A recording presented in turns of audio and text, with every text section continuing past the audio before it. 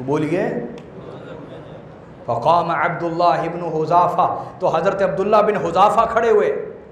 ان کی ولدیت میں، ان کے باپ ہونے میں شک تھا کہ یہ کس کے بیٹے ہیں. لوگ ان کی طرف جھوٹ ان کی طرف منسوب کرتے تھے، ان کی والدہ کی طرف بدکاری منسوب کرتے تھے. تو حضرت عبداللہ کھڑے ہوئے، کہا یا رسول اللہ من ابی، حضور میرا باپ کون ہے؟ بھئی یہ سوال جا کے ماں سے کرنا چاہیے یا رسول اللہ سے کرنا چاہیے؟ بولو نا. یہ ماں سے سوال کرنا چاہیے تھا یا بڑی مجلس میں رسول اللہ سے سوال کرنا چاہیے تھا؟ بولو نا. لیکن صحابی عقیدہ بتا رہا ہے، قیامت تک کے لیے امت کو عقیدہ بتا رہا ہے کہ میری ماں کے علم میں تو شک ہو سکتا ہے، علم مصطفیٰ میں کوئی شک نہیں ہو سکتا. اور یہ گستاخی والا معنی ہے کہ رائی چرواہے کو کہتے ہیں. تو وہ یہ گستاخی کرتے ہوئے اس کو تھوڑا سا لمبا کر کے بولتے تھے. تو اللہ رب العزت نے صحابہ کرام کے دل کی حالت تو اللہ جانتا ہے نا. آواز اور سادہ ہو جائے گی، اور سادہ سمجھ آئے. یہ ہال ہے نا، سمجھ نہیں آ رہی صحیح لوگوں کو. تو اللہ رب العزت تو ٹھیک ہے، بہترین ماشاءاللہ. اللہ رب العزت تو صحابہ کے دلوں کو جانتا تھا نا. وہاں تو کوئی بے ادبی کا ارادہ، بولیے نا، نہیں تھا. جن لوگوں کے دلوں میں بے ادبی کا ارادہ تھا اللہ ان کو جانتا تھا.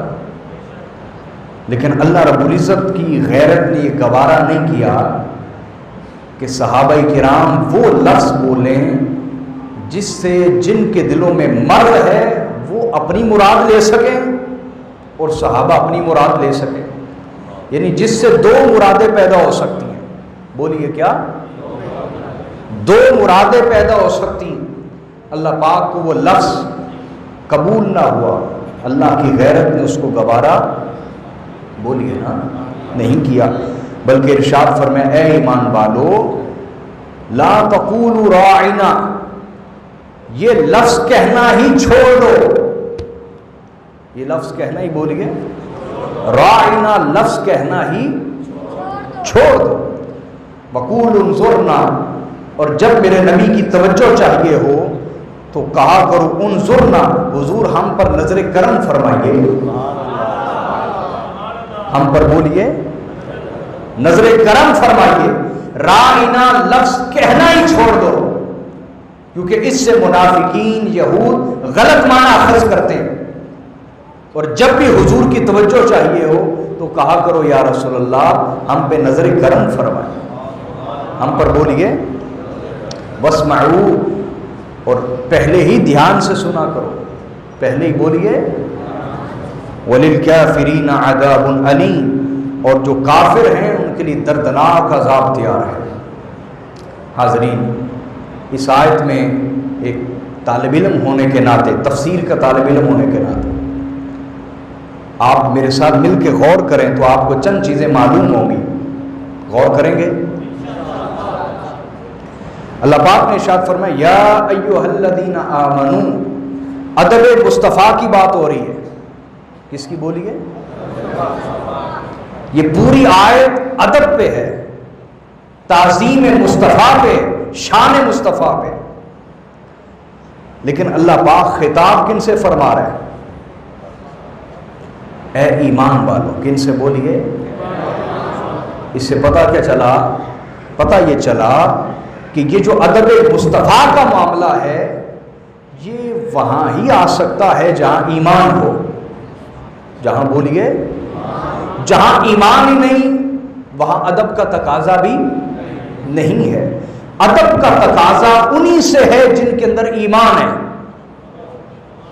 جن کے اندر بولیے یا ایھا الذین آمنوا پہ اگر آپ غور کریں تو آگے ادب مصطفیٰ کا جو حکم دیا گیا یہ کن کو دیا گیا؟ اس سے پتہ چلا کہ ایمان اور ادب مصطفیٰ کا آپس میں ربط ہے. آپس میں بولیے جہاں ایمان ہوگا وہاں ادب مصطفیٰ ہوگا. میں قرآن سے اخذ کر رہا ہوں. جہاں ایمان ہوگا وہاں بولیے ادب مصطفیٰ ہوگا. اور جہاں ادب مصطفیٰ نہ ہوگا وہاں ایمان بھی نہیں ہوگا.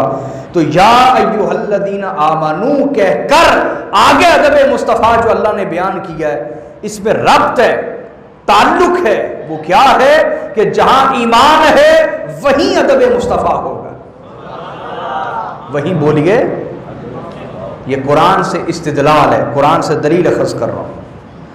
آگے کیا ارشاد فرمائے، لا تقولوا راعنا، اے ایمان والو یہ لفظ راعنا کہنا چھوڑ دو.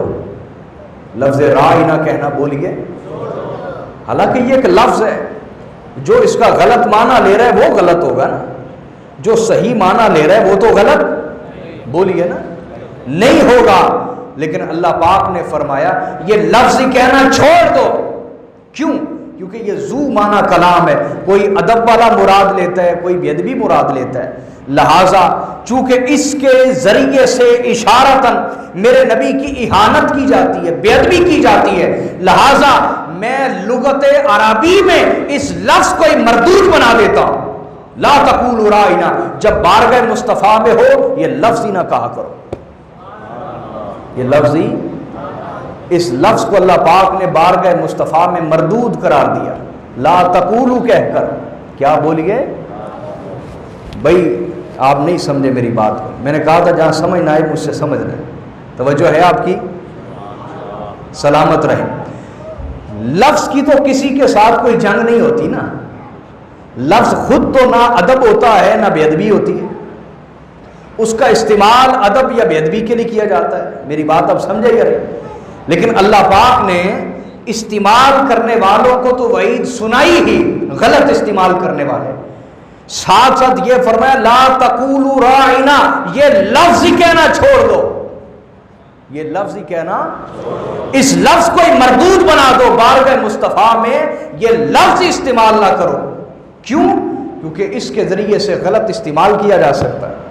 میرے رسول کی بے ادبی کی جا سکتی، میرے رسول کی بولیے بے ادبی کی جا سکتی ہے. لہٰذا یہ لفظ ہی کہنا چھوڑ دو. لغت عربی میں اس لفظ کو ہی مردود کر دو. بارگاہ مصطفیٰ میں یہ لفظ ہرگز استعمال بولیے نا نہ کرو. اور آگے کیا فرمایا، وقول انظرنا، اور رسول اللہ کی توجہ چاہیے ہو تو کہا کرو یا رسول اللہ ہم پہ نظر کرم فرمائیں. مجھے بتائیے کیا یہ حکم آج بھی ہے یا نہیں ہے؟ وقول انظرنا آج بھی یہ حکم ہے یا نہیں بولیں؟ لہٰذا امت کو چاہیے کہ آج بھی آنکھیں بند کر کے درود پڑھتے ہوئے توجہ کے ساتھ حضور کی بارگاہ میں عرض کیا کرے حضور ہم پہ نظر کرم فرما دے. کیونکہ یہ حکم آج بھی ہے نا، وقول انظرنا. یہ حکم منسوخ تو نہیں ہوا نا، یہ آیت منسوخ تو نہیں. میری بات اب سمجھے یا نہیں؟ لہٰذا یہ قیامت تک کے لیے امت کو تعلیم دی جا رہی ہے کہ قیامت تک کی امت کو چاہیے کہ جب بھی پریشان ہو، دکھی ہو، آپس میں امت کو جگڑتا ہوا دیکھیں، فرقہ پرستی میں الجھتا ہوا دیکھیں، تو سرکار کی بارگاہ میں متوجہ ہو کے کہیں حضور ہم پہ نظر کرم فرمائے. میں قرآن سے دلیل اخذ کر رہا ہوں. قول انظرنا آج بھی حکم ہے، آج بھی بولیے. اور آگے اللہ پاک نے کیا ارشاد فرمایا؟ ارشاد فرمایا واسمعوا. توجہ ہے آپ کی؟ واسمعوا میں اشارہ ہے بلکہ صراحت ہے. اللہ پاک نے فرمایا تمہیں کہنا ہی کیوں پڑتا ہے، حضور دوبارہ بتا دیں، تمہیں کہنا ہی واسمعوا، جو پیچھے ہو گیا سو ہو گیا. آئندہ میرے نبی کی بات کو پہلے ہی توجہ سے سنتے رہنا. تم میرے نبی کو تکلیف ہی کیوں دیتے ہو کہ حضور اپنی بات دہرائیں؟ واسمعوا، میرے نبی کی بات کو پہلے ہی توجہ سے سنا کرو. پہلے ہی تو بولیے. آئندہ اگر کسی نے غفلت برتی اور حضور کے کلام کو جان بوجھ کے نہ سنا، جیسے منافقین کرتے تھے، حضور کی بارگاہ سے جب اٹھتے تو بعد میں صحابہ سے پوچھتے کیا فرمایا تھا رسول اللہ نے. یہ طریق تھا ان کا کتب حدیث میں. تو اللہ پاک نے فرمایا واسمعوا، پہلے ہی میرے نبی کی بات کو توجہ سے سنو. اگر آئندہ اس معاملے میں غفلت کی اور میرے نبی کی بارگاہ کے معاملے کو حساس ترین نہ سمجھا تو جان لو وَلِلْكَافِرِينَ عَذَابٌ علیم، اللہ کے ہاں تمہارا یہ عمل کفر شمار ہوگا۔ کیا شمار ہوگا بولیے؟ اب ذرا آیت کا آغاز دیکھیں، ایمان سے شروع کیا، اور خاتمہ دیکھیں کفر اور عذاب علیم پر کیا۔ کیا؟ میرا اس وقت موضوع نہیں، میں آپ کو زیادہ چیزیں سمجھانا چاہتا ہوں۔ اللہ پاک نے کہیں بھی عذاب علیم، عذاب دردناک عذاب عام گناہوں کے لیے بیان ہی نہیں فرمایا۔ پورا قرآن سٹڈی کر لیں، آپ پڑھ لیں۔ میں علی وجہ تحقیق بات کر رہا ہوں، میں ایک پی ایچ ڈی شخص ہوں، تحقیق میرا شعبہ ہے، تو میں تحقیق کی بنیاد پر بات کر رہا ہوں۔ آپ نے گھبرا کے نہیں سننا، میری کوئی بات آپ مجھ سے سوال کر سکتے ہیں، میں اس کا جواب دینے کا ذمہ دار ہوں۔ سمجھ گئے بات آپ؟ تو آغاز ایمان سے کیا، اختتام کفر میں کیا۔ اس میں کیا اشارہ ہے؟ اس میں یہ اشارہ ہے کہ ادب مصطفیٰ پر قائم رہو گے تو ایمان نصیب رہے گا، اور ادب مصطفیٰ کے معاملے میں ادنا سی بھی کمزوری دکھاؤ گے تو زمرہ کافرین میں شمار ہو جاؤ گے، اور تمہارے لیے دردناک عذاب تیار ہوگا۔ لہذا اخذ کیا ہوا؟ اخذ یہ ہوا کہ ایمان کی بنیاد ہی تعظیم مصطفیٰ ہے۔ ایمان کی بنیاد ہی بولیے۔ آئیے آگے پڑھتے ہیں، سورہ احزاب آیت نمبر 53، اللہ پاک نے ارشاد فرمایا یا ایھا الذین آمنوا، یہاں بھی ایمان والوں سے خطاب، کیونکہ ادب رسول پایا ہی وہاں جاتا ہے جہاں ایمان ہو۔ جہاں بولیے، ارشاد فرمایا اے ایمان والو لا تدخلوا بیوت النبی الا ان یؤذن لکم الی طعام غیر ناظرین اناء، فرمایا اے ایمان والو میرے نبی کے گھروں میں یوں ہی داخل نہ ہو جایا کرو، یوں ہی داخل تب جایا کرو جب تمہیں اذن دیا جائے، جب تمہیں بولیے اذن دیا جائے، اجازت دی جائے۔ اب اس میں شان ہے، غور طلب بات ہے، توجہ ہے آپ کی؟ اس سے پتہ چلا کہ نبی کا گھر عام گھروں کی طرح ہوتا، اور نبی کے گھروں میں جو رہنے والے وہ بھی عام گھروں میں رہنے والوں جیسے ہوتے نہیں ہیں۔ یہ ان کی شان اور فضیلت پہ بہت بڑی آیت ہے کہ اللہ پاک نے یہاں امتیازی شان سمجھائی اپنے نبی کے اہل بیت کی، کہ نبی کے گھر وہ ہیں جہاں عام شخص بغیر اجازت جا سکتا، لیکن جو ان گھروں میں رہنے والے، ان گھروں میں بولیے انہیں بار بار آنے کے لیے اذن کی حاجت نہیں ہوتی۔ یہ ان کی ممتاز شان ہے، انفرادی شان ہے۔ میرے بیٹو ناراض نہیں ہونا، ان بچوں کو ادھر بھیج دے ذرا، میری سنجیدہ گفتگو ہے، ذرا میرے بچوں ادھر چلے جائیں۔ اللہ پاک نے فرمایا اجازت ملے تو نبی صلی اللہ علیہ وسلم کے گھروں میں داخل ہو، بغیر اجازت جا کے ایسے ہی برتنوں کو نہ دیکھتے رہا کرو، برتنوں کو۔ ولیکن اذا دعیتم فادخلوا، جب تمہیں حضور بلائیں تب جاؤ۔ فاذا طعمتم فانتشروا، اور جب کھانا کھا چکو تو اجازت لے کے اٹھ کے چلے جایا کرو۔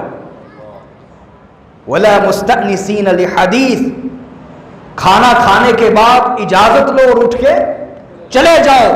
یہ حضور کے گھر اور بارگاہ کا ادب ہے۔ اور فرمایا ولا مستأنسین لحدیث، کھانا کھانے کے بعد میرے نبی کے گھر میں بیٹھ کر باتوں میں نہ لگ جایا کرو۔ میں کیا سنا رہا ہوں بولیے؟ قرآن لفظ لفظ پڑھ کے سنا رہا ہوں۔ اللہ پاک نے فرمایا باتوں میں نہ لگ جایا کرو۔ ان ذالکم کان یؤذی النبی صلی اللہ علیہ وسلم، فرمایا اگر تم ایسا کرو گے تو اس سے میرے نبی کو تکلیف ہوگی، اس سے میرے نبی کو، ذرا غور طلب بات ہے، غور طلب بات ہے۔ آقا علیہ الصلوۃ والسلام کی بارگاہ اور حضور کے گھر کے ادب کی حساسیت بتائی جا رہی ہے، سینسٹیوٹی بتائی جا رہی ہے۔ اس قدر حساس رہو کہ کھانا کھانے کے بعد باتوں میں نہ لگ جاؤ، اجازت لے کے اٹھ کے چلے جایا کرو۔ اگر تم ایسا کرو گے اس سے حضور کو تکلیف ہوگی، اس سے سرکار کو بولیے ممکن ہے آقا علیہ الصلوۃ والسلام اپنی ازواج کے ساتھ بیٹھنا چاہ رہے ہوں، اپنی اہل بیت کے ساتھ بیٹھنا چاہ رہے ہوں، تو تم باتوں میں لگ جاؤ گے تو حضور کو تکلیف ہوگی۔ فَيَسْتَحْيِي مِنْكُمْ، اور پھر میرے نبی کو حیا آتی ہے، وہ تمہیں یہ نہیں کہتے اب اٹھ کے چلے جاؤ، اب اٹھ کے، میرے نبی کو حیا آتی ہے، وہ تمہیں نہیں کہتے کہ اٹھ کے چلے جاؤ، اٹھ کے بولیے آہا۔ حالانکہ وہ جو صحابہ بیٹھے ہیں وہ چھوٹے ہیں، حضور اعلیٰ اور عظیم ہیں، لیکن اس میں اشارہ ہے کہ بڑا ہونے کے باوجود چھوٹوں کو عزت دینا، چھوٹوں کو بولیے، بڑا ہونے کے باوجود چھوٹوں کو عزت دینا، اور چھوٹوں کا دل نہ توڑنا، اگر وہ باتوں میں لگے ہوں ان کا دل نہ توڑنا، یہ اخلاق مصطفیٰ میں سے ہے۔ آج ہم اپنے بڑوں کا ادب نہیں کرتے، حضور چھوٹوں کو بھی عزت دیتے تھے، چھوٹوں کو بھی بولیے، یہ قرآن ہے نا، دلیل قرآن سے لے رہا، حضور چھوٹوں کو بھی عزت دیتے تھے، لیکن اللہ پاک نے فرمایا واللہ لا یستحیی من الحق، میرے نبی کی اخلاق، حضور کی غیرت، طبیعت میں حیا، شرم گوارا نہیں کرتی کہ تمہیں فرمائیں اٹھ کے چلے جاؤ، لیکن اللہ پاک نے فرمایا اللہ تو حق بات کہنے سے نہیں شرماتا، اس کے لیے تو تم بندے ہو نا، وہ کیوں شرمائے گا تم سے، وہ تم سے کہتا ہے کہ اٹھو اور اجازت لے کے چلے جایا کرو، اور آگے فرمایا وَإِذَا سَأَلْتُمُوهُنَّ مَتَاعًا فَاسْأَلُوهُنَّ مِنْ وَرَاءِ حِجَابٍ، جب تمہیں رسول اللہ کی ازواج سے کوئی چیز مانگنا ہو تو پردے کے پیچھے سے مانگا کرو،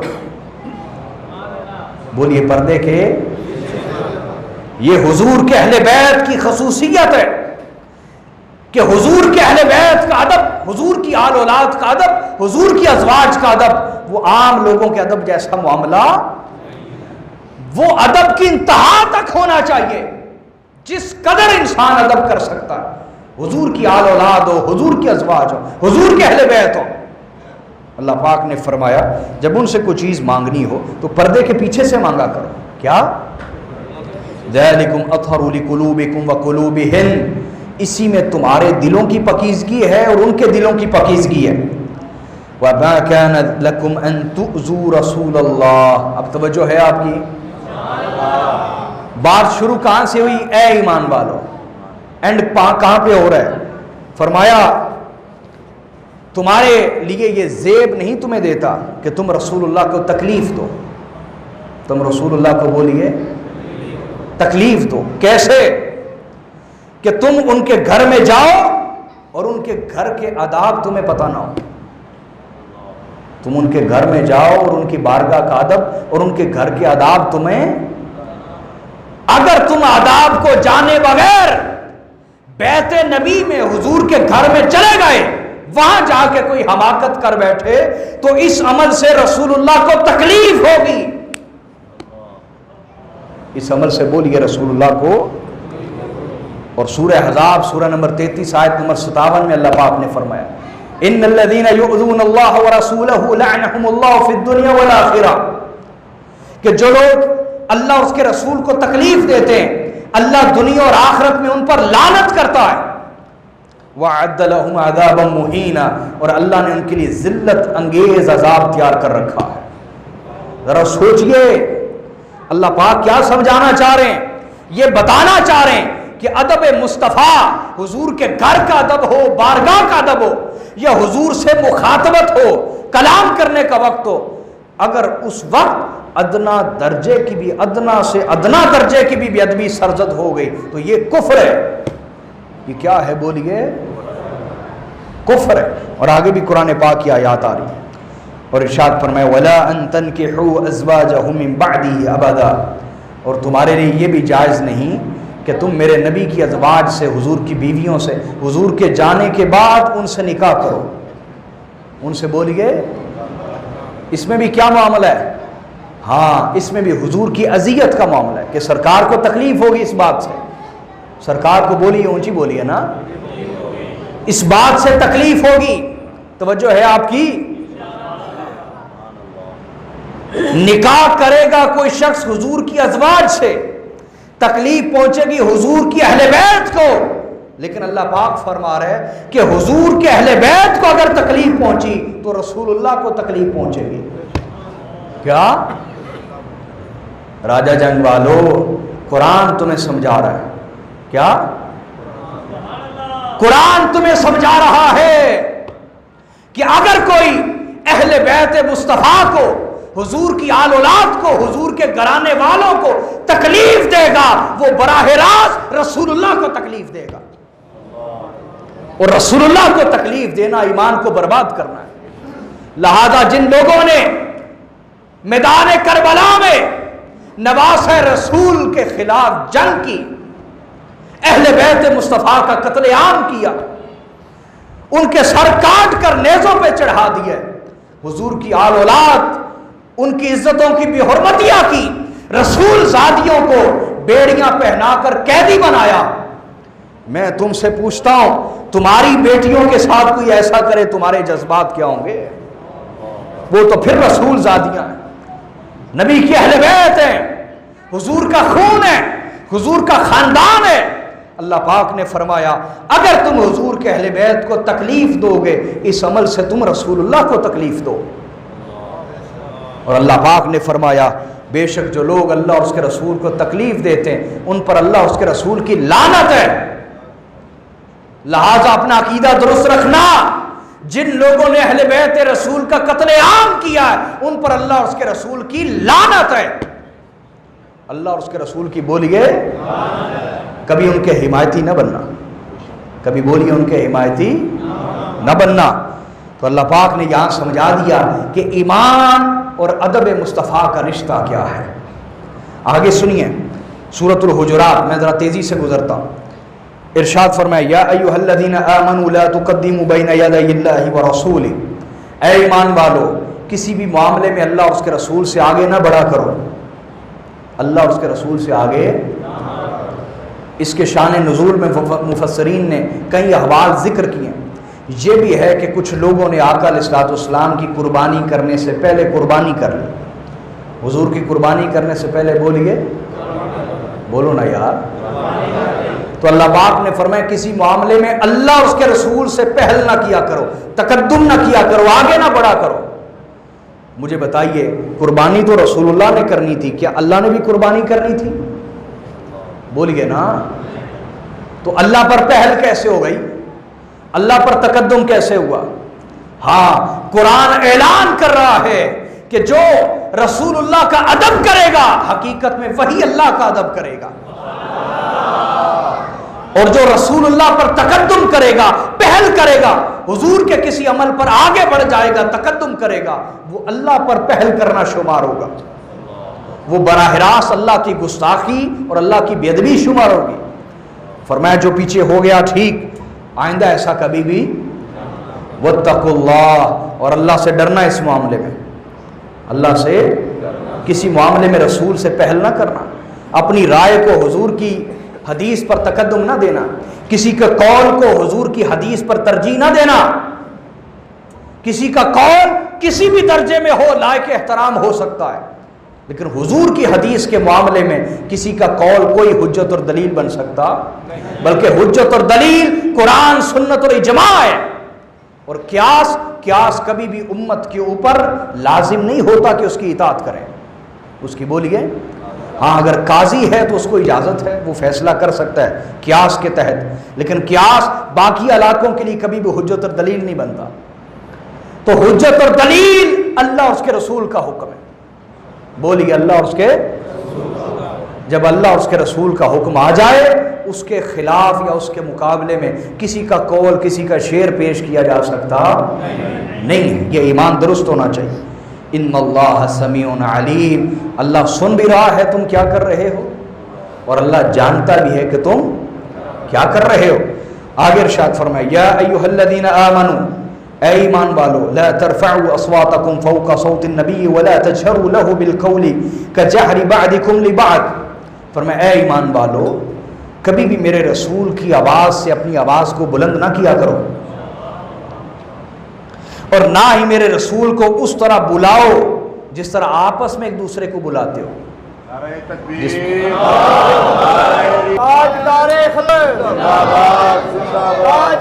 ختم نبوت، ہم اپنے نبی کے سلامت رہیں، ٹائم تھوڑا ہے، سلامت رہے، اللہ برکت عطا فرمائے، اللہ محبت قبول فرمائے۔ تو فرمایا میرے نبی کو اس طرح نہ بلاؤ جس طرح تم آپس میں ایک دوسرے کو، बुलाते हो। आगे इरशाद फरमाया अन तहबत अमालुकुम व अंतुम ला तशउरून, कहीं ऐसा ना हो कि तुम अपनी आवाज बुलंद कर बैठो मेरे नबी की आवाज पर और तुम्हारे सारे अमाल बर्बाद हो जाएं और तुम्हें शऊर भी ना हो, तुम्हें शऊर भी ना हो।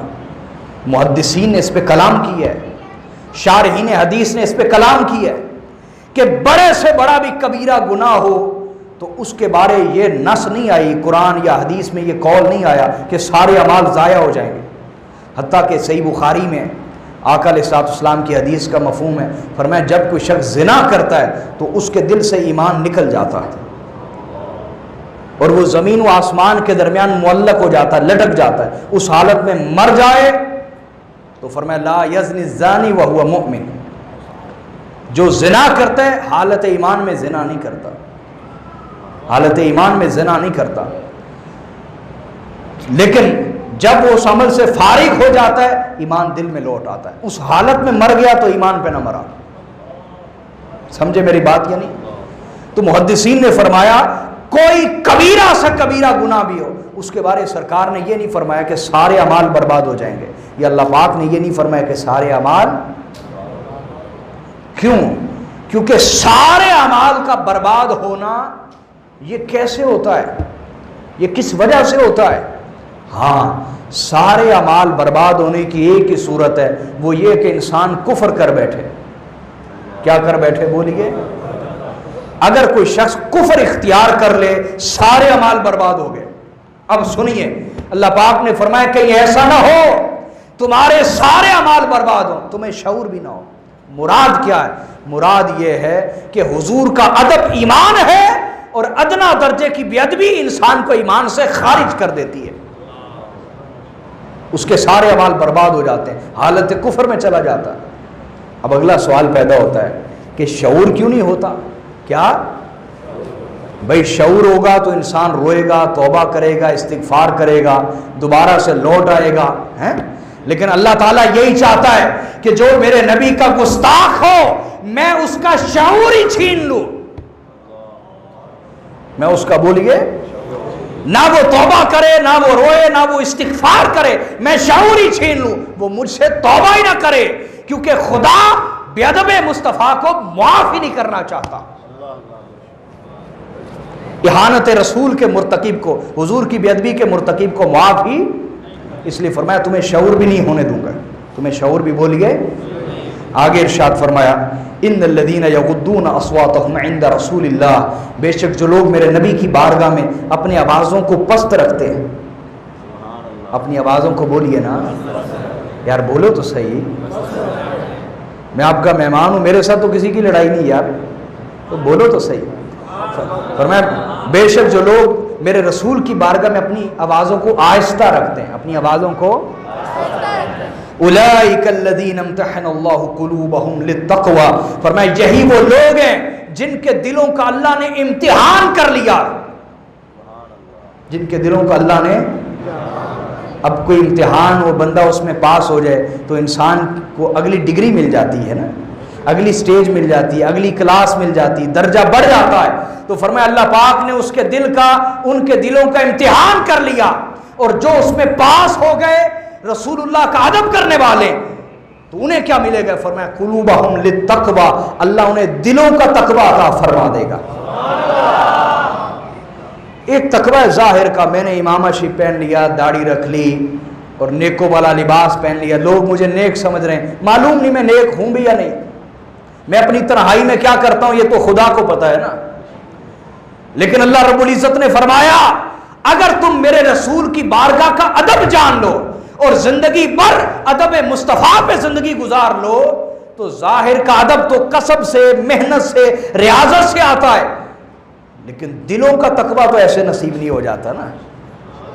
दिलों का तकवा ऐसे नसीब, दिलों का तकवा उसे नसीब होता है जिसे खुदा खुद अता करे, और अता उसे करता है जो इम्तिहान से पास हो। किस इम्तिहान में? अदब रसूल के इम्तिहान में पास हो जाए।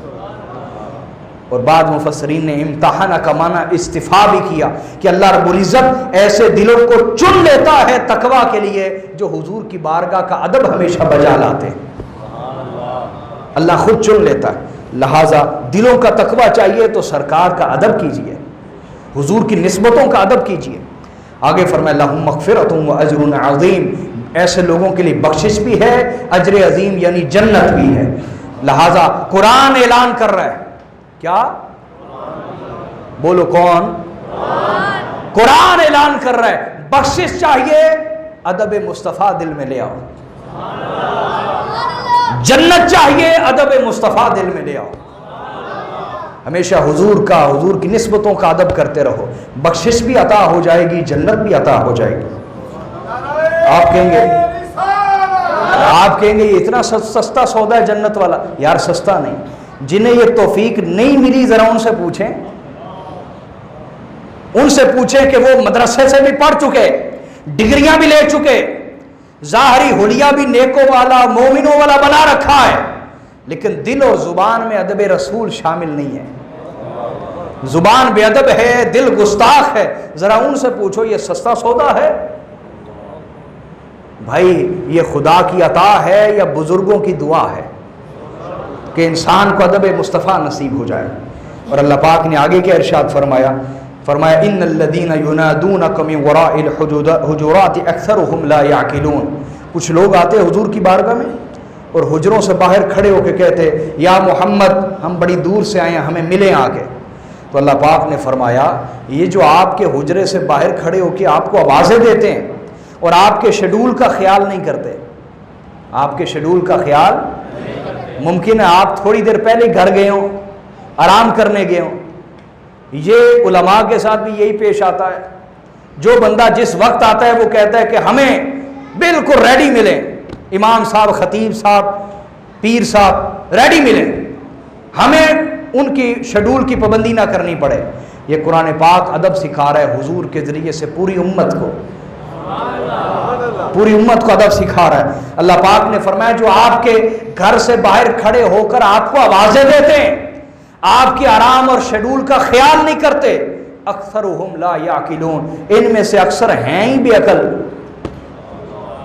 ان میں سے اکثر ہیں ہی بے عقل۔ کیا سمجھانا چاہ رہا ہے قرآن؟ قرآن یہ سمجھانا چاہ رہا ہے کہ بھائی بندہ بڑا پڑھا لکھا بھی ہو نا مدرسوں سے اور ادب مصطفیٰ نصیب نہ ہو تو اللہ کے نزدیک وہ فرزانہ نہیں ہو سکتا، عقل مند ہو سکتا، فرزانہ کہتے ہیں عقل مند کو، فرزانہ نہیں ہو سکتا۔ اور جسے ادب رسول حاصل ہو گیا وہ دیوانہ بھی ہو تو فرزانہ ہے، وہ دیوانہ بھی ہو تو فرزانہ ہے، عقل مند ہے۔ اور فرمایا وَلَوْ أَنَّهُمْ صَبَرُوا حَتَّى تَخْرُجَ إِلَيْهِمْ لَكَانَ خَيْرًا لَهُمْ، اگر کاش یہ صبر کرتے، یہ ویٹ کرتے، انتظار کرتے اور آپ اپنی مرضی سے باہر تشریف لاتے، آپ اپنی مرضی سے تشریف لاتے پھر آپ سے ملاقات کرتے، لَكَانَ خَيْرًا لَهُمْ، تو یہ عمل ان کے لیے بہت بڑی خیر کا سبب بن جاتا۔ اس سے پتہ یہ چلا کہ اگر تمہیں خیر چاہیے تو حضور کی بارگاہ کا ادب بجا لاتے رہو، خدا کی بارگاہ سے اگر خیر چاہیے۔ حاضرین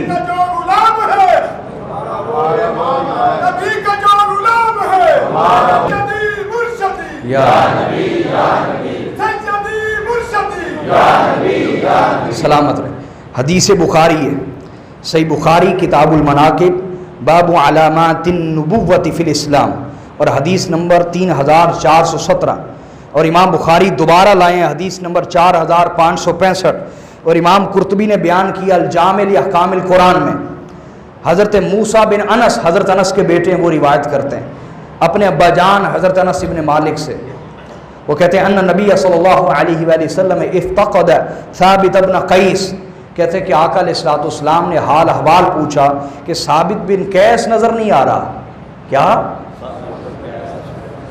اس سے کیا پتہ چلا کہ جو لجپال ہوتا ہے وہ اپنے دوستوں کی خیر خبر رکھتا ہے، جو بندہ اپنے ہی موڈ میں رہے، جو بندہ اپنے ہی موڈ میں رہے، دنیا مر جائے جیے اس کو پرواہ نہ ہو، وہ بندہ سنت پہ قائم نہیں ہے، سنت پر قائم۔ سنت یہی ہے کہ انسان ایک دوسرے کی خیر خبر لیتا رہے۔ بھئی حدیث سے اخذ کر رہا ہوں نا، استدلال کر رہا ہوں، تو آقا علیہ السلام نے فرمایا ثابت بن قیس کہاں ہے؟ تو فقال رجل یا رسول اللہ انا اعلم لك علما، حضور میں اس کی خبر لاتا ہوں. ایک شخص نے کہا. حضور نے فرمایا جاؤ. فَأَتَاهُ فَوَجَدَهُ جَالِسًا فِي بَيْتِهِ مُنَكِّسًا رَأْسَهُ. وہ آیا تو حضرت ثابت بن قیس سر جھکائے اپنے گھر میں بیٹھے تھے. فَقَالَ مَا شَأْنُكَ. کہا تجھے کیا ہوا؟ فَقَالَ شَرٌ. کہا بہت برا ہوا میرے ساتھ. کہا کیا ہوا؟ کہا تمہیں خبر نہیں کہ میری آواز ذرا قدرتی اونچی ہے. میری آواز ذرا, کچھ دیہاتیوں کی آواز بولنے کا انداز ذرا اونچا ہوتا ہے. کہا میری آواز ذرا قدرتی اونچی ہے, تو جب میں حضور کی بارگاہ میں ہوتا تھا ذرا اونچی بولتا تھا. اور اللہ پاک نے فرمایا جو میرے نبی کی آواز سے آواز بلند کرے اس کے سارے عمل برباد ہو گئے.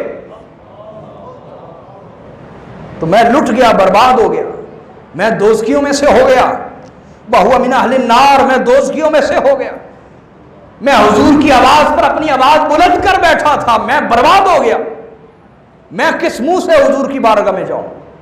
یہ ہے ادب, یہ ہے ایمان, اور یہ ہے حیا. فَأَخْبَرَهُ. آقا علیہ الصلوۃ والسلام کو صحابی نے آ کے خبر دی. أَنَّهُ قَالَ كَذَا وَكَذَا, کہ حضور وہ ایسا ایسا کہہ رہا ہے. آقا علیہ الصلوۃ والسلام نے فرمایا جاؤ, لوٹ جاؤ, اس کو جا کے خبر دو. اذهب إليه فقل له إنك لست من أهل النار ولكنك من أهل الجنة. فرمایا جاؤ اسے جا کے بشارت دو, پریشان نہ ہو, تو دوزخیوں میں سے نہیں, تو اہل جنت میں سے ہے. وہ پہلے معاملہ جو ہو گیا سو ہو گیا. صحابہ سلامت رہے.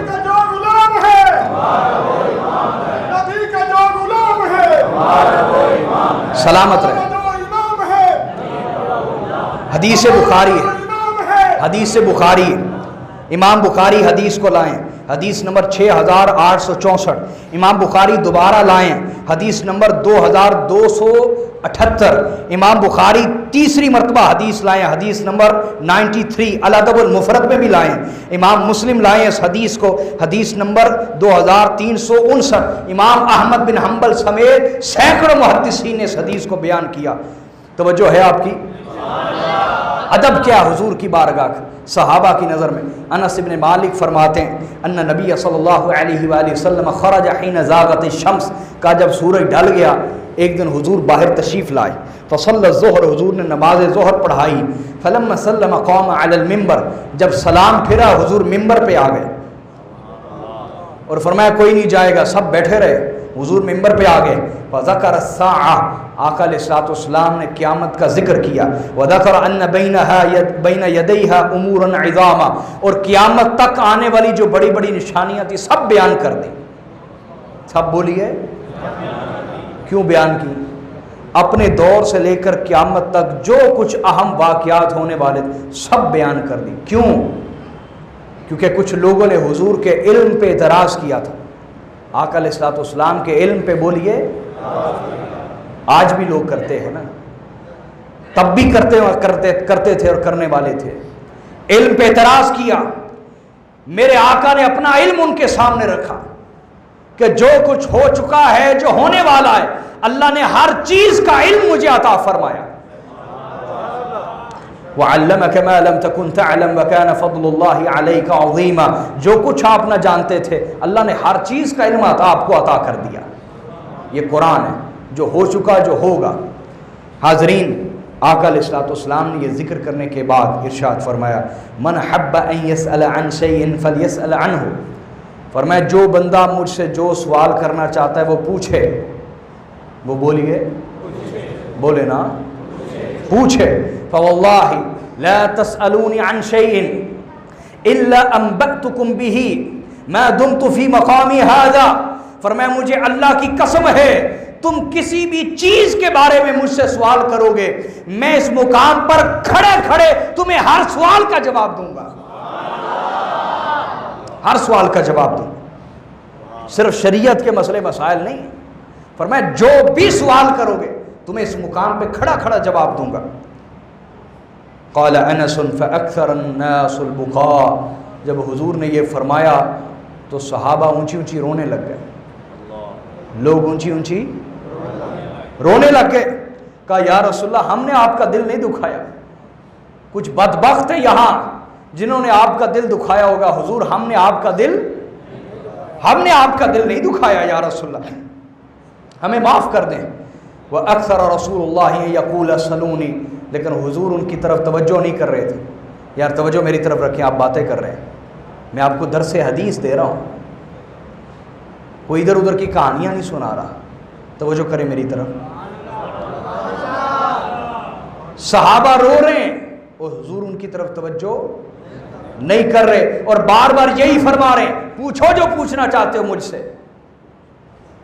میرے علم پہ اعتراض کرنے والوں پوچھو کیا پوچھنا چاہتے ہو.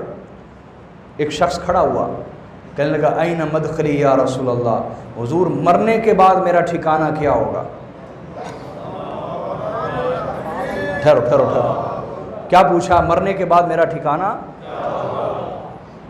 تو آقا علیہ السلام نے یہ نہیں فرمایا کہ بھائی کس کو ایمان پہ موت آنی، کس کو کفر پہ، یہ تو غیب کا معاملہ ہے. پھر کس نے جنت جانا ہے کس نے دوزخ جانا ہے وہ قیامت کے فیصلے ہیں، مجھے کیا علم. نہ، حضور نے یہ فرمایا. اس نے کہا مرنے کے بعد میرا ٹھکانہ کیا ہوگا؟ قال النار، فرمایا تو دوزخ میں جائے گا. تو بولیے. فقام عبداللہ ابن حذافہ، تو حضرت عبداللہ بن حذافہ کھڑے ہوئے. ان کی ولدیت میں، ان کے باپ ہونے میں شک تھا کہ یہ کس کے بیٹے ہیں. لوگ ان کی طرف جھوٹ ان کی طرف منسوب کرتے تھے، ان کی والدہ کی طرف بدکاری منسوب کرتے تھے. تو حضرت عبداللہ کھڑے ہوئے، کہا یا رسول اللہ من ابی، حضور میرا باپ کون ہے؟ بھئی یہ سوال جا کے ماں سے کرنا چاہیے یا رسول اللہ سے کرنا چاہیے؟ بولو نا. یہ ماں سے سوال کرنا چاہیے تھا یا بڑی مجلس میں رسول اللہ سے سوال کرنا چاہیے تھا؟ بولو نا. لیکن صحابی عقیدہ بتا رہا ہے، قیامت تک کے لیے امت کو عقیدہ بتا رہا ہے کہ میری ماں کے علم میں تو شک ہو سکتا ہے، علم مصطفیٰ میں کوئی شک نہیں ہو سکتا. اور پھر یہ بھی یاد رکھیں اگر کوئی معاملہ اس طرح کا ہوا ہو، جو محلے دار ہوتے ہیں انہیں تو پتہ ہوتا ہے، انہیں تو بولیے، کوئی محلے دار ہو نا تو انہیں تو پتہ ہوتا ہے نا کوئی معاملہ اس طرح کا بنا ہو. تو سرکار علیہ الصلوۃ والسلام اگر یہ معاملہ بنا ہوگا یا کسی پہ تہمت لگی ہوگی، حضور تو مکے رہتے ہوں گے. سمجھ آ رہی یا نہیں آ رہی؟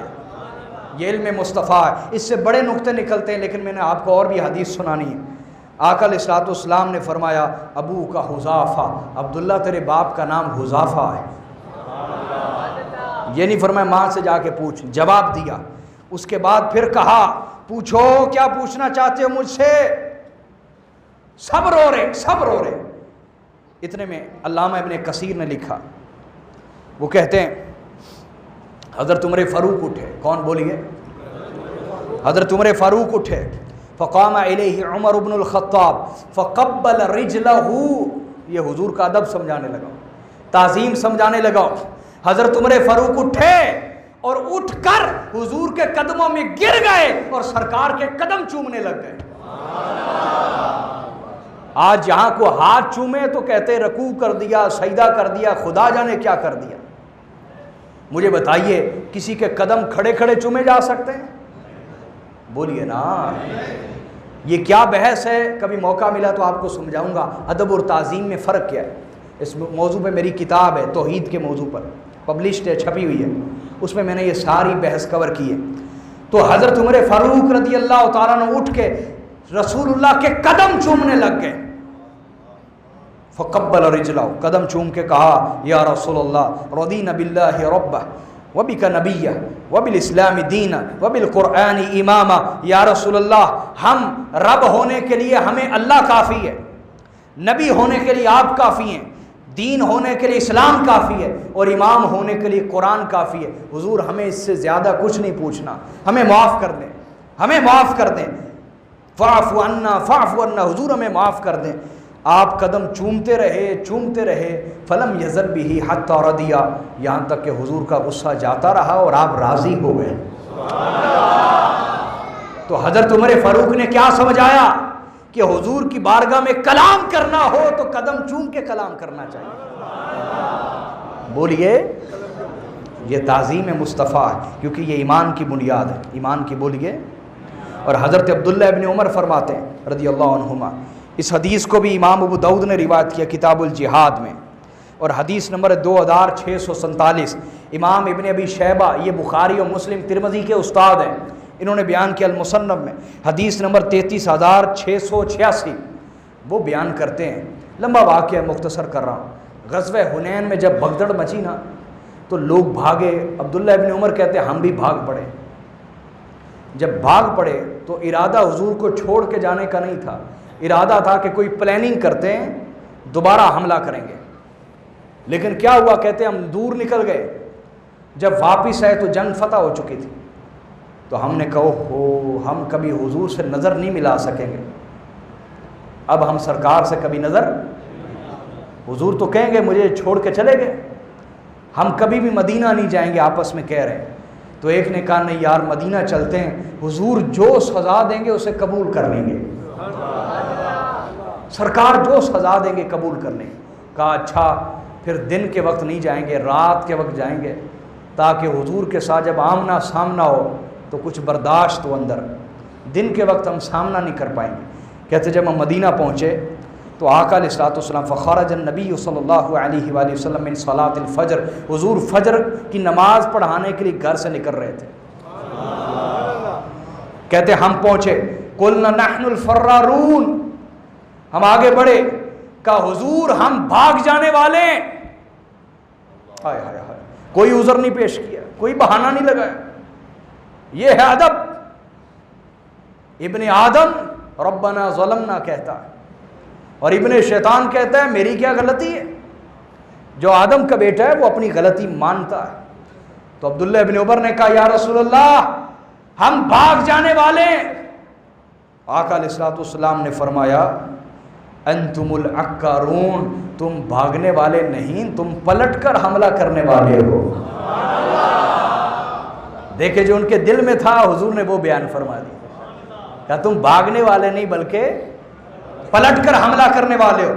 تو کہتے جب دیکھا حضور کی ذات اقدس کہ آپ کے دل میں ہمارے لیے نرمی ہے، شفقت ہے، پیار ہے، معافی ہے، تو کہتے فدنونا فقبلنا یدہ، ہم قریب ہوئے اور ہم نے حضور کے ہاتھوں کو چومنا شروع کر دیا۔ یہ ادب کرتے تھے۔ یہاں ایک چیز سمجھاؤں آپ کو، بولیے نا، جو چیز آج ہم سے نکل گئی وہ حضور نے یہاں سمجھائی، وہ ہے رحم دلی۔ کیا؟ معاف کر دینا، دل بڑا رکھنا، سینہ بڑا رکھنا۔ آج ہم مسلمان، ہم آپس میں بھی ایک دوسرے کے لیے سینہ بڑے نہیں رکھے ہوئے۔ یہ جو زوال ہے ہمارے اوپر یوں ہی نہیں آیا ہوا۔ جب تک کوئی قوم اخلاقی طور پر زوال کا شکار نہ ہو وہ کبھی معاشی اور سیاسی طور پر زوال کا شکار نہیں ہوتی۔ اللہ اس پہ کبھی زوال نہیں آنے دیتا۔ آج ہم ہیں، ہم مذہب کا معاملہ ہو، کسی سے اختلاف ہو جائے ہم احترام بھول جاتے ہیں۔ کیا؟ ہم کسی سے اختلاف کریں ہم احترام بھول جاتے ہیں کہ مسلمان بھائی تو ہے، جتنا بھی اختلاف ہو ہمارا بھائی ہے، مسلمان ہے، مومن ہے۔ ہمارا جس سے بھی اختلاف ہوتا ہے، کیوں بھائی ہم احترام بھول جاتے ہیں کہ نہیں بھول جاتے ہیں؟ گالی گلوچ پہ اتر آتے ہیں، الزام لگاتے ہیں، بہتان لگاتے ہیں، کردار کو مشکوک بنا دیتے ہیں۔ میرے آقا کی ہستی، سبحان اللہ، کتنا بڑا معاملہ کہ جنگ میں پیچھے ہٹ گئے۔ جنگ سے زیادہ بھی کوئی مشکل وقت ہو سکتا ہے جب ضرورت ہوتی کہ ساتھ دیا جائے، جنگ میں پیچھے ہٹ گئے۔ حضور نے فرمایا تم بھاگنے والے نہیں بلکہ تم تو پلٹ کے حملہ کرنے والے ہو۔ معافی کا لفظ بھی ان کے منہ پہ نہیں آنے دیا اور انہیں معاف بھی کر دیا، انہیں معاف بھی بولیے۔ اور میں آپ کو بڑی قیمتی بات بتاتا ہوں، توجہ ہے آپ کی، بولیے۔ حاضرین، آپ کے نبی کی ذات، توجہ چاہوں گا علماء کی، آپ کے نبی کی ذات، آپ کے نبی کی شخصیت، آپ کے نبی کی ذات کو جو معتدل مستشرقین اورینٹلسٹ ہیں، جو غیر مسلم مصنفین ہیں، علماء غیر مسلم جو کتابیں پڑھتے ہیں، میں متشدد لوگوں کی بات نہیں کر رہا، وہ ہمارے اندر بھی ہیں جو کام خراب کرتے ہیں، تشدد پھیلاتے ہیں، نفرت پھیلاتے ہیں، میں ان کی بات نہیں کر رہا۔ اللہ پاک نے ان کے بارے بھی فرمایا، عیسائیوں اور یہودیوں کے بارے، لیسوا سوا، یہ سب برابر نہیں ہیں۔ ان میں کچھ معتدل مزاج ہیں، کچھ متشدد ہیں۔ تو جو معتدل مزاج ہے میں اس کی بات بتانے لگا ہوں، جو واقعی اسلام کو پڑھتے ہیں اور اسلام پر ہزارہ کتابیں پڑھتے ہیں وہ لوگ، اور پڑھنے کے بعد اسلام یا پیغمبر اسلام کے بارے کو رائے قائم کرتے ہیں۔ میں ان میں سے ایک شخص کی بات کرنے لگا ہوں، ایک عیسائی عالم ہے، غیر مسلم عالم ہے، امریکن اورینٹلسٹ ہے، امریکہ کا مستشرق ہے، عالم ہے، بہت بڑا محقق ہے امریکہ کا۔ توجہ ہے آپ کی؟ وہ آپ کے نبی کو کس نظر سے دیکھتے ہیں؟ ہزارہ اسلام کی کتابیں پڑھنے کے بعد ان کی رائے آپ کے نبی کے بارے کیا قائم ہوتی ہے، اور ہم اپنے نبی کی تصویر کیا دنیا کے سامنے پیش کر رہے ہیں، لڑ لڑ کے آپس میں، اور اسلام کی تصویر دنیا کے سامنے کیا پیش کر رہے ہیں۔ آج ہر مسجد ایک فرقہ لگتا ہے، ہر مذہبی تنظیم ایک فرقہ لگتا ہے، وہ اس سے راضی نہیں، وہ اس سے راضی نہیں، وہ اس سے راضی نہیں۔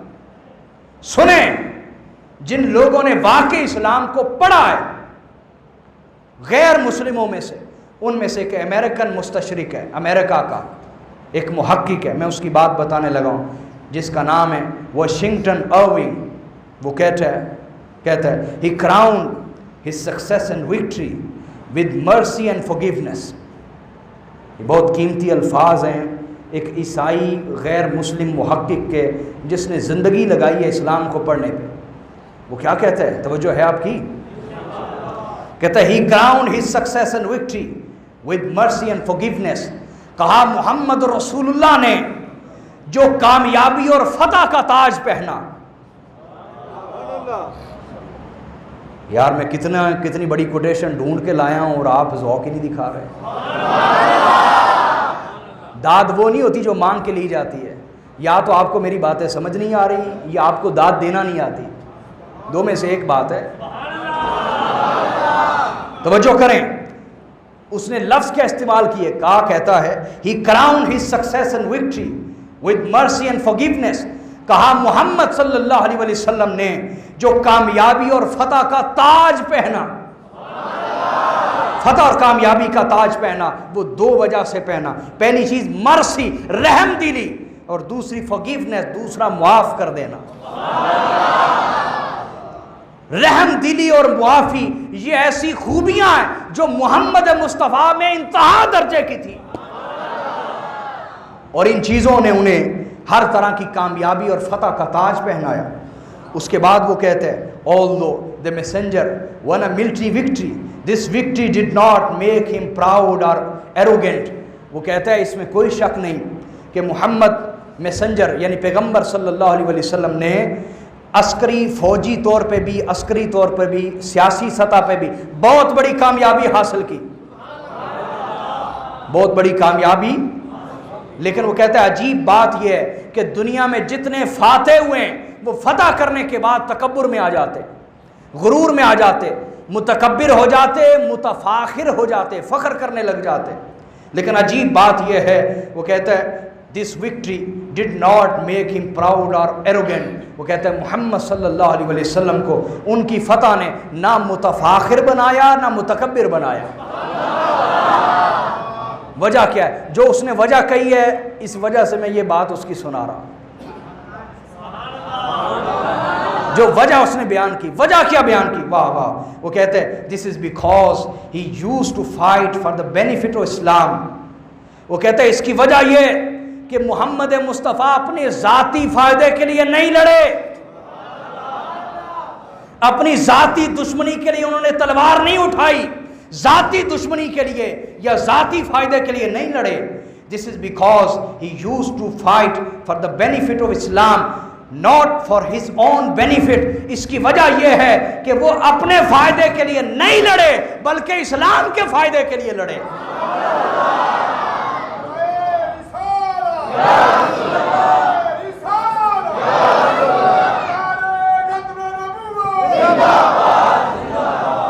حاضرین، تو وہ مستشرق کہتا ہے کہ محمد مصطفیٰ کی کامیابی کے پیچھے دو صفتیں، پہلا کیا ہے؟ رحم دلی، بولیے، دوسرا ہے معاف کر دینا۔ آئیے کیا اس کو اپنائیں گے؟ مذہب کا معاملہ ہو، اختلاف اگر کرنا چاہتے ہیں بھائی اختلاف بھی وہ کرے جو اختلاف کا حق رکھتا ہے۔ ہمارے یہاں مصیبت یہ ہے کہ اختلاف وہ کرتا ہے جس کے پاس اختلاف کا حق نہیں، علم ہی نہیں جس کے پاس، وہ جہالت کے سبب اختلاف کرتا ہے، دلیل کی وجہ سے اختلاف نہیں کرتا۔ میرے پاس چند دن پہلے ایک شخص آ گیا، کہنے لگا آپ نے یہ باتیں غلط کہی ہیں۔ میں نے کہا آپ نے حکم لگا دیے میری بات کے اوپر، تو مجھے آپ ذرا بتائیے کہ آپ کتنا پڑھے ہوئے ہیں؟ کہتا جی میں 6 کلاسیں پڑھے ہوئے ہیں۔ سمجھ آ رہی؟ میں نے اسے کہا مجھے کوئی غرور تکبر نہیں ہے، لیکن میں عاجزی کے طور پر بتاتا ہوں کہ میں ایک PhD آدمی ہوں۔ اب مجھے بتاؤ اگر تم مجھ سے سوال کرتے میں جواب دے دیتا، جب تم نے حکم ہی لگا دیا اب میرا تمہارا بحث کرنا بنتا ہے؟ ٹھیک ہے، تم غلط کہتے رہو، مجھے اللہ جانتا ہے میں ٹھیک ہوں یا غلط ہوں۔ تو حاضرین، ہمارے ہاں اختلاف وہ کرتا ہے جس کو اختلاف کا حق ہی نہیں، جو خود دلیل نہیں جانتا۔ تو اگر اختلاف بھی کریں، اختلاف بھی بولیے کریں، تو احترام بھی رکھیں، بولیے احترام بھی۔ جی میں ختم کر رہا ہوں، 5 منٹ، نہ گھبرائیں، وقت کا پرابلم ہے جی، کر رہا ہوں، ختم کر رہا ہوں، 5 منٹ، توجہ کریں میری طرف۔ مذہب کا معاملہ ہو، اختلاف کریں تو احترام بھی رکھیں، احترام بھی۔ اسی طرح اگر سیاست کا معاملہ آ جائے تو اختلاف کر رہے ہیں، احترام تو کریں۔ ہمارے ہاں گالیاں جو دی جاتی سیاست کے نام کے اوپر، اس سے ملک کو کیا فائدہ ہوتا ہے، قوم کو کیا فائدہ ہوتا ہے؟ اخلاق اجڑ گئے۔ اسی طرح قرابت کا معاملہ اور رشتہ داری کا کوئی معاملہ ہو، اختلاف ہو جائے احترام بھی رکھیں۔ صداقت کا معاملہ ہو، دوستی یاری کا، اختلاف ہو جائے احترام بھی رکھیں، کہ کبھی آپ وقت تو گزار چکے نا، اچھا وقت بھی گزار چکے، تو یہ میرے آقا نے فرمایا کہ تم تو پلٹ کے حملہ کرنے والے، معاف کر دیا۔ اور حضرت زارے کہتے ہیں، اور یہ امام ابو داؤد نے اس حدیث کو بیان کیا، کہتے ہیں لما قدمنا المدینہ فجعلنا نتبادر من رواحلنا فنقبل ید رسول اللہ ورجلیہ۔ حضرت زارے وہ ہیں، یہ وفد عبد القیس میں آئے تھے، کس میں بولیے، بولو نا یار۔ وفد عبد القیس وہ تھا جو حضور کے پاس دین سیکھنے آیا۔ صحابہ دین سیکھنے کا آغاز کہاں سے کرتے ہیں سنیں، وہ کہتے ہیں جب ہم مدینہ آئے ہم نے اپنی سواریوں کو ایڑ لگائی، فجعلنا نتبادر من رواحلنا، سواریوں کو ایڑ لگائی کہ اب جلدی حضور کے پاس پہنچاؤ۔ کہتے ہیں ہم جلدی جلدی اترے اور سرکار موجود تھے، ہم جلدی سے اترے، حضور سے لپٹ گئے، فنقبل ید رسول اللہ ورجلیہ، ہم نے حضور کے ہاتھوں کو بھی چومنا شروع کر دیا، حضور کے پیروں کو بھی چومنا شروع کر دیا۔ یہ تعظیم مصطفیٰ ہے۔ اور اسی طرح جب حدیبیہ کا موقع تھا، کون سا بولیے، تو کفار نے عروہ بن مسعود ثقفی کو بھیجا اپنا سفیر بنا کے کہ جاؤ دیکھو ان کے پاس عسکری طاقت کتنی ہے، افرادی طاقت کتنی، ویپنز کتنے ہیں، لڑ سکتے ہیں یا نہیں لڑ سکتے۔ جب وہ آیا تو حدیث بخاری ہے، حدیث نمبر 2581، امام احمد بن حنبل نے بھی بیان کیا۔ وہ جب کہتے ہیں کہ عروہ بن مسعود آیا فجعل یرمق اصحاب النبی بعینیہ، تو وہ حضور صلی اللہ علیہ وسلم کے اصحاب کو آنکھوں سے جب دیکھنا شروع ہوا تو دیکھتا ہی رہ گیا۔ کیا دیکھتا ہے؟ قال فواللہ ما تنخم رسول اللہ نخامتا الا وقعت فی کف رجل منہم، کہا میں نے دیکھا کہ جب بھی رسول اللہ اپنا تھوک مبارک، لعاب دہن یا بلغم مبارک پھینکنے کا ارادہ کرتے ہیں تو صحابہ اپنی ہتھیلیاں آگے کر لیتے ہیں، ہتھیلیاں آگے کر لیتے ہیں۔ حضور کا بلغم مبارک ہو، حضور کا تھوک مبارک ہو، لعاب دہن ہو، وہ زمین پہ نہیں گرنے دیتے بلکہ اپنی ہتھیلیوں پہ لیتے ہیں۔ اس سے پوچھا گیا کیا ہاتھ پہ لے کر پھر کسی محفوظ جگہ گرا دیتے تھے؟ کہا نہیں نہیں، فدلک بہا وجہہ وجلدہ، حضور کا لعاب دہن لے کر کوئی چہرے پہ ملتا تھا، کوئی جسم پہ ملا کرتا تھا۔ یہ حضور کے لعاب کی تعظیم کرتے تھے۔ اور آگے کہا وَإِذَا أَمَرَهُمْ ابْتَدَرُوا أَمْرًا، جب رسول اللہ کسی بات کا حکم دیتے، جب کسی بات کا بولیے، تو اصحاب رسول اس کام کے انجام کو نہیں دیکھتے تھے بلکہ جو حضور کہتے کر گزرتے۔ جب غزوہ بدر کا بھی موقع تھا نا، غزوہ بدر کا، تو انصار صحابہ نے دیکھا نبی علیہ الصلوۃ والسلام سر جھکائے بیٹھے، انہوں نے کہا شاید ہماری وجہ سے حضور پریشان ہو، پتہ نہیں ہم کل کیا کریں گے۔ تو وہ آئے، انہوں نے کہا یا رسول اللہ، اللہ کی قسم ہم قوم موسیٰ والا جواب نہیں دیں گے کہ لنگر کھانے کی باری آئی تو ہم آگے، منو سلبا. لڑنے کی باری آئی تو کہہ دیا فَاذْهَبْ أَنْتَ وَرَبُّكَ فَقَاتِلَا إِنَّا هَاهُنَا قَاعِدُونَ. جائیں آپ کا رب جا کے لڑے, ہم تو یہاں بیٹھے, ہم لنگر کھانے والے لوگ ہیں, لڑنے والے لوگ نہیں ہیں. حضور ہم قوم موسیٰ والا جواب نہیں دیں گے. یا رسول اللہ کل تو پھر انسانوں سے لڑنا ہے, کل تو پھر انسانوں سے لڑنا ہے. اگر آپ ہمیں کہیں یہ برق الغماد پہاڑ ہے, اس پہاڑ سے لڑنا ہے, حضور انسان تو کیا ہم پہاڑوں سے بھی لڑ جائیں گے. اور اگر آپ ہمیں کہیں کہ سمندر میں اپنے گھوڑے اتارنے, حضور انسان تو کیا ہم موت سے لڑ جائیں گے اور سمندروں میں اپنے گھوڑے دوڑا دیں گے. یہاں تک تو آقا علیہ السلام کے امر کے بارے انہوں نے کہا, جب حضور حکم دیتے تو صحابہ کرام اس حکم کے انجام کو نہ دیکھتے بلکہ کر گزرتے. بولیے. اور آگے کہا وَإِذَا تَوَضَّأَ كَادُوا يَقْتَتِلُونَ عَلَى وُضُوئِهِ. جب آقا علیہ السلام وضو کرتے تو وہ وضو پر ٹوٹ پڑتے, یوں لگتا کہ شاید جھگڑ پڑیں گے, شاید آپس میں جھگڑ پڑیں گے, لڑ پڑیں گے. کوئی کہتا یہ قطرہ مجھے مل جائے, کوئی کہتا یہ قطرہ مجھے مل جائے, اور اپنے جسموں میں ملتے, چہرے پہ ملتے.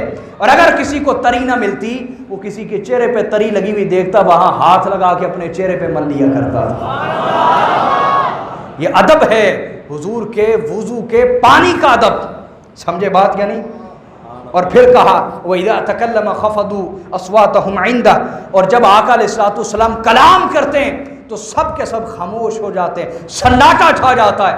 یوں ہوتا ہے جیسے سروں پہ پرندے بیٹھے ہوں, تھوڑا سا ہلیں گے تو پرندہ اڑ جائے گا, اس طرح بیٹھے ہوتے. وَمَا يُحِدُّونَ إِلَيْهِ النَّظَرَ تَعْظِيمًا لَهُ. اور جب حضور کسی کی طرف دیکھتے تو وہ نظر جھکا لیتا, جب حضور دوسری طرف دیکھتے تو وہ حضور کو دیکھنے لگ جاتا. یعنی حضور کی نظر میں نظر ملا کے آقا علیہ السلام سے کلام نہ کرتے. حضور دوسری طرف دیکھتے تو دیدار کرتا, حضور اس کی طرف دیکھتے تو نظر جھکا لیتا. اتنا ادب کرتے. فرجع عروہ الی صحابہ. تو عروہ بن مسعود ثقفی قریش مکہ کے پاس آیا, اس نے کہا ای قوم واللہ لقد وفدت علی الملوک وفدت علی قیصر و کسری والنجاشی. اس نے کہا کفار مکہ, میں بڑے بڑے بادشاہوں کے پاس سفیر بن کر, امبیسڈر بن کے گیا ہوں. میں روم کے بادشاہ کیسر کے پاس سفیر بن کے گیا ہوں.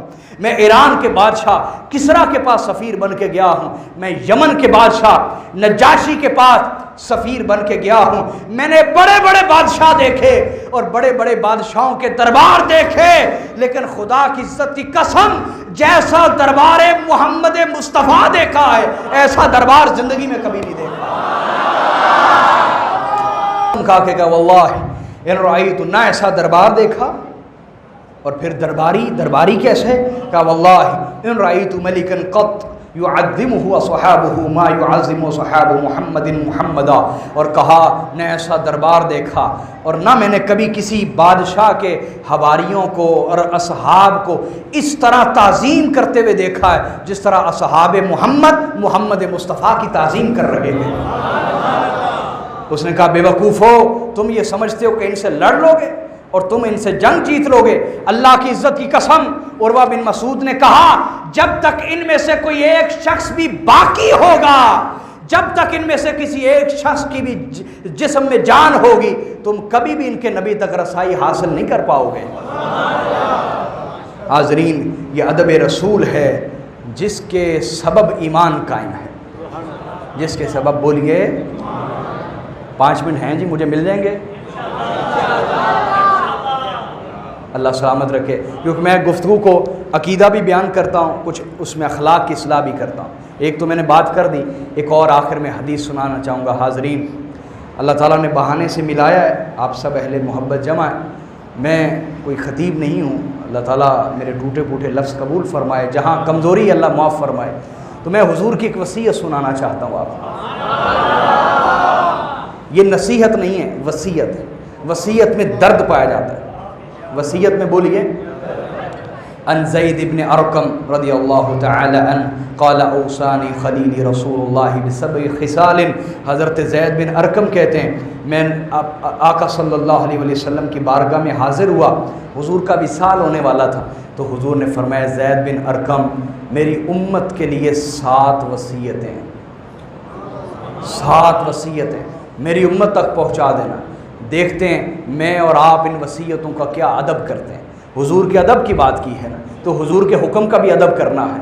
میرے آقا نے پہلی وصیت فرمائی لا تشرکوا باللہ شیئا وان قطعتم وان حرکتم وان صلبتم، اے میری امت اللہ کے سوا کسی کو سجدہ نہ کرنا، اللہ کے سوا کسی کی عبادت نہ کرنا، وان قطعتم، اور ایک روایت میں فرمایا میری سنت کو چھوڑ کے گمراہ مت ہو جانا، میری سنت کو چھوڑ کے گمراہ مت ہو جانا۔ میں اکثر کہا کرتا ہوں کبھی ہم بے عمل تھے، آج بے عمل تو ہیں ہی، بے علم بھی ہیں، بے علم بھی ہیں، ہمیں پتہ ہی نہیں ہمارے نبی کی سنت کیا ہے، طریقہ زندگی کیا ہے۔ میرے نبی نے کہا میری سنت پہ رہنا، وَإِن قُطِعْتُمْ، فیشنوں میں نہ پڑنا، کفار و مشرکین کے رستے پہ نہ چلنا۔